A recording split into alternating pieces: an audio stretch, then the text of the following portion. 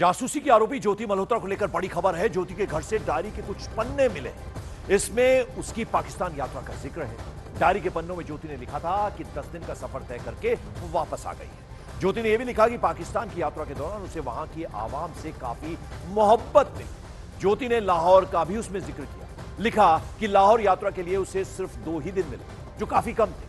ज्योति ने आगे यह भी लिखा कि सरहदों की दूरियां पता नहीं कब तक बरकरार रहेंगी, पर दिलों में जो गिले शिकवे हैं वो जाए। हम सब एक ही धरती, एक ही मिट्टी के। ज्योति मल्होत्रा ने आगे लिखा कि पाकिस्तान की सरकार से रिक्वेस्ट है कि भारतीयों के लिए वो और भी गुरुद्वारे और मंदिरों के लिए रास्ते खोले। इन तमाम बातों का जिक्र भी डायरी के बहुत सारे पन्ने जो हैं उनसे मिले। ओपी तिवारी मेरे सहयोगी इस वक्त हमारे साथ जुड़ रहे हैं। ओपी, ये जो डायरी मिली है इसके पन्ने कई बातें बयां कर रहे हैं। क्या कुछ ज्योति ने लिखा है उनका जिक्र है इन पन्नों में? बिल्कुल पंकज, आप एकदम ठीक सही कह रहे हैं। ज्योति के यहाँ से जो डायरी बरामद हुई है वो साफ तौर पर उसके पाकिस्तान प्रेम को दर्शा रही है। वो स्पष्ट कर रही है कि पाकिस्तान के प्रति ज्योति का लगाव बहुत ज्यादा हो चुका था और वहाँ के वो एक तरह से रंग में रंग चुकी थी।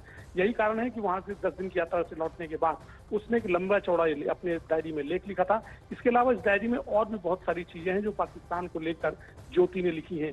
फिलहाल जो जांच अधिकारी हैं वो ज्योति से जानना चाह रहे हैं कि लाहौर में उसकी किन लोगों से मुलाकात हुई थी, वो कहाँ रुकी थी, और जो उसने लेख लिखा था क्या उसने इस बाबत कोई अपना यूट्यूब वीडियो तो डाउनलोड नहीं किया था। यानी ज्योति की जो ये डायरी है एक तरह से उसका पाकिस्तान का प्रेम प्रसंग है पंकज। और ये जो पूछताछ हुई है इसमें ओपी तिवारी ये भी पूछा गया कि मरियम नवाज से कैसे मिली, दानिश से कैसे रिश्ता बना, और ये जो यात्राएं हुई उनके पीछे क्या मकसद था, और एक खास अंदाज में वीडियो वो शूट किया करती थी। ये तमाम बातें भी पूछी गई हूं।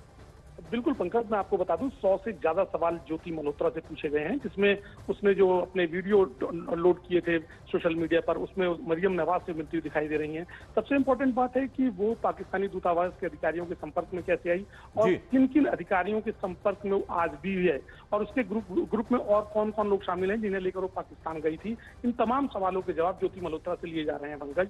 चलिए, बहुत बहुत शुक्रिया इस जानकारी के लिए ओपी तिवारी आपका।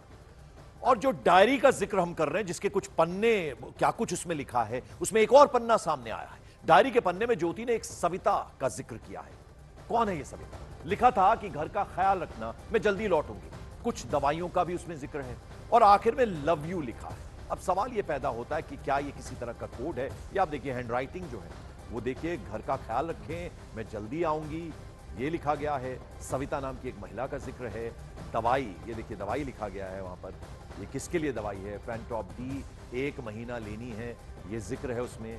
उसके अलावा गुप्ता डॉक्टर की ये दवाई है, ये भी जिक्र उसमें है। सविता को कहना फ्रूट्स ला दें, फल ला दें, ये सब बातें उसमें लिखी गई हैं।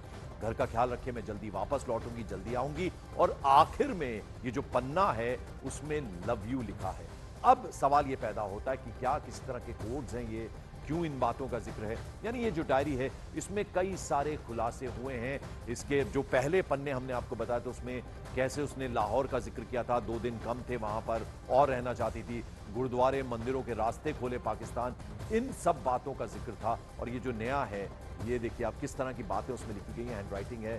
सविता को कहना फ्रूट्स ला दें, घर का ख्याल रखें, मैं जल्दी वापस लौटूंगी, और सविता ये जिक्र है उसमें बार बार, और आखिर में लिखा है लव।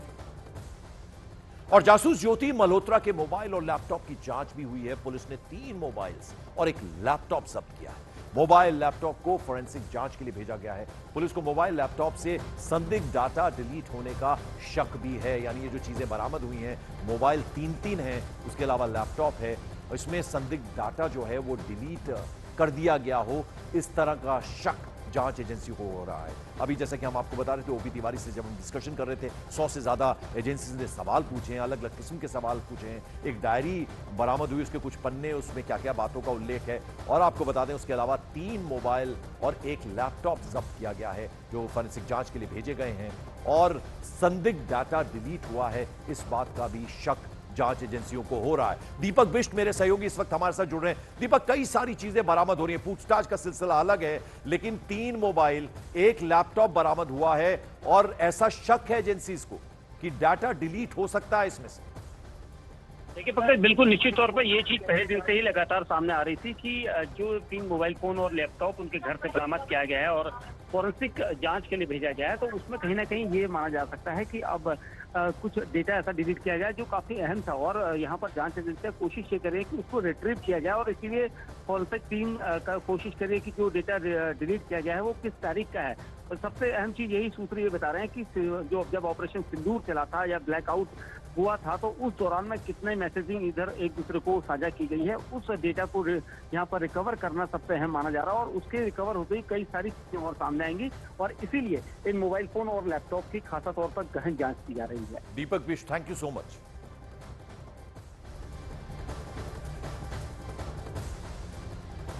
और इस बीच आपको बता दें, जासूस ज्योति मल्होत्रा पर जांच एजेंसियों ने बड़ा खुलासा किया है। यानी बांग्लादेश जाने की तैयारी में भी थी ज्योति मल्होत्रा। एनआईए के हाथ ज्योति का एक वीजा एप्लीकेशन फॉर्म लगा है, और सूत्रों के हवाले से खबर यह भी है कि ज्योति को बांग्लादेश में एक अहम बैठक में शिरकत करनी थी, यानी कुछ बड़ा एक बैठक में शामिल होने वाली थी।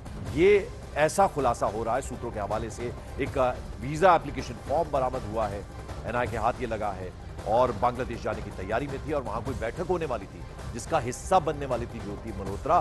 सूत्रों के हवाले से ये भी खबर आ रही है। तो एनआईए के हाथ वीजा एप्लीकेशन फॉर्म लगा है, यानी पाकिस्तान तो वो घूम ही रही थी। पाकिस्तान के अलग अलग वीडियोस जो हैं वो सामने अब आए हैं, लेकिन अब जो एक अहम जानकारी आ रही है वो ये कि एनआईए जांच में ये खुलासा हुआ है कि एक एप्लीकेशन वीजा एप्लीकेशन फॉर्म बरामद हुआ है, एनआईए के हाथ ये लगा है, बांग्लादेश जाने की फिराक में थी, और वहां कोई अहम बैठक होने वाली थी जिसका हिस्सा बनने वाली थी ज्योति मल्होत्रा। तो कई सारे बड़े खुलासे हो रहे हैं। एक तरफ 100 सवालों की एक लंबी फहरिस्त थी, अलग अलग सवाल दागे गए ज्योति मल्होत्रा से, और एक डायरी बरामद हुई उसके घर से, हिसार से, और अब जो है एनआईए जांच में पता चला है कि बांग्लादेश जाने वाली थी, एक एप्लीकेशन वीजा एप्लीकेशन फॉर्म मिला है, एक बैठक में वहां शामिल होने वाली थी। इस बीच पंजाब के मलेरकोटला से गिरफ्तार गजाला और यामीन मोहम्मद से पूछताछ में बड़ा खुलासा हुआ। आईएसआई एजेंट दानिश अब तक पकड़े गए सभी जासूसों का मास्टरमाइंड है। इसी के कहने पर यामीन मोहम्मद ने गजाला को जासूसी के लिए तैयार किया था। गजाला और यामीन के मोबाइल से बहुत ही सेंसिटिव जानकारी, यानी ये इंपॉर्टेंट इंफॉर्मेशन पुलिस के हाथ लगी है। यामीन के जरिए गजाला को आईएसआई एजेंट दानिश पैसा भेजा करता था, यानी गजाला और यामीन के संपर्क में था आईएसआई एजेंट दानिश। उनको लगातार पैसे भेज रहा था, और तमाम जो सेंसिटिव जानकारी है वो पुलिस के हाथ लगी है।